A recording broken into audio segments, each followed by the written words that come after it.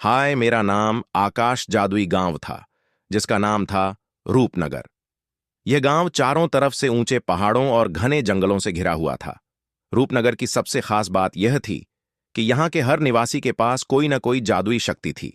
गांव के बीचों बीच एक बहुत पुराना, चमकता हुआ तालाब था, जिसे जीवन तालाब कहते थे।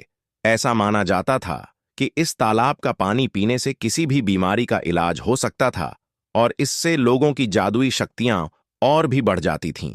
गांव में एक छोटी सी लड़की रहती थी, जिसका नाम था लीला। लीला के पास जानवरों से बात करने की शक्ति थी। वह सभी जानवरों की भाषा समझ सकती थी और उनसे दोस्ती कर सकती थी। गांव के लोग उसे बहुत प्यार करते थे, क्योंकि वह बहुत दयालु और समझदार थी।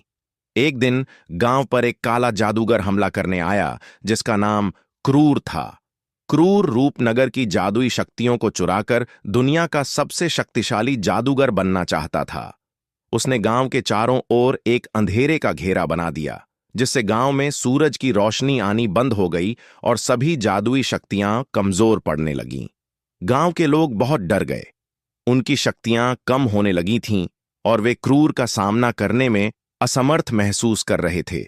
ऐसे में लीला ने हिम्मत दिखाई। वह जानती थी कि उसे कुछ करना होगा। उसने अपने जादुई दोस्त, एक बड़े उल्लू बुद्धिमान से सलाह ली।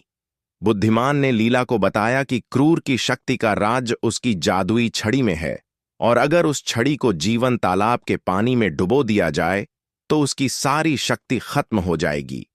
लीला ने अपनी जान जोखिम में डालकर क्रूर के अंधेरे घेरे को पार किया।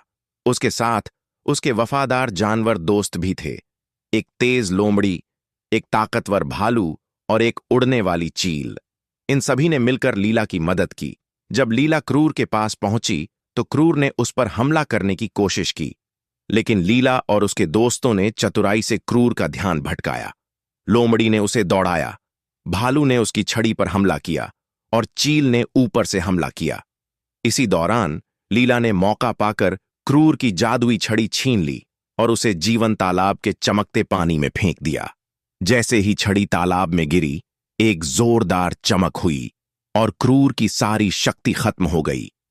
अंधेरे का घेरा हट गया और सूरज की रोशनी फिर से रूपनगर में फैल गई।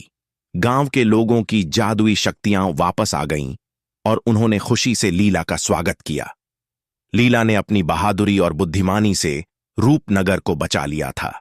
गांव के लोग हमेशा उसकी बहादुरी को याद करते रहे और रूपनगर फिर से खुशियों और जादू से भर गया।